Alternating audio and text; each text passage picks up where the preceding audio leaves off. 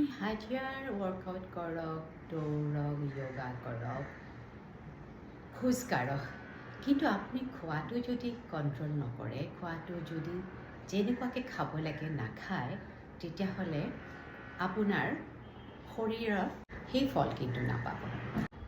Healthy, tasty আৰু কম সময়তে খানা বনাব পাৰি, খোৱাটো বনাব পাৰি।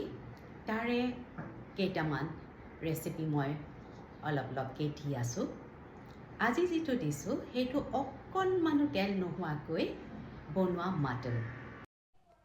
আধা কেজি পঠাৰ মাংসত জোখমতে নিমখ আৰু হালধি দি সানি ল'লোঁ। তাত অকণমান নেমু চেপি ল'লোঁ। এইখিনি কিছু সময় ৰাখি থৈ দিলোঁ। ইয়াৰ পিছত পিঁয়াজ, নহৰু, আদা, কেঁচা জলকীয়া, বিলাহী যোগাৰ কৰি ল'লোঁ। শুকান জলকীয়াত গৰম পানী দি বটি ল'লোঁ। পিঁয়াজ নহৰুখিনি কাটি বা বটি ল'লোঁ।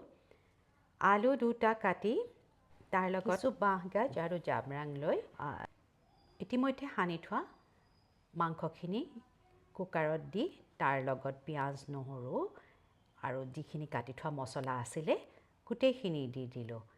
দি অলপ পানী দি এইটো ঢাকোন দি চিটি মাৰিব দিলোঁ তিনিটা চিটি মৰাৰ পাছত তাতে বটি থোৱা জাব্ৰাং আৰু বাঁহগাজখিনি দি কিছু সময় উতলাই থাকিলোঁ। পানীখিনি অলপমান শোহাৰ দৰে হ'লে গেছ বন্ধ কৰি দিব পাৰিব। এচিকুট তেলো ব্যৱহাৰ নকৰাকৈ সাধাৰণ মা মছলাৰ পিঁয়াজ, নহৰু, আদা, জলকীয়াৰে এয়া মাটন। ইমানদিনে যদি তেল মছলা বনোৱা মাংস খাইছে, এইটো খাই চাব। কিছুদিন খোৱাৰ পিছত মছলাদাৰ মাংসলৈ মনত নপৰিব।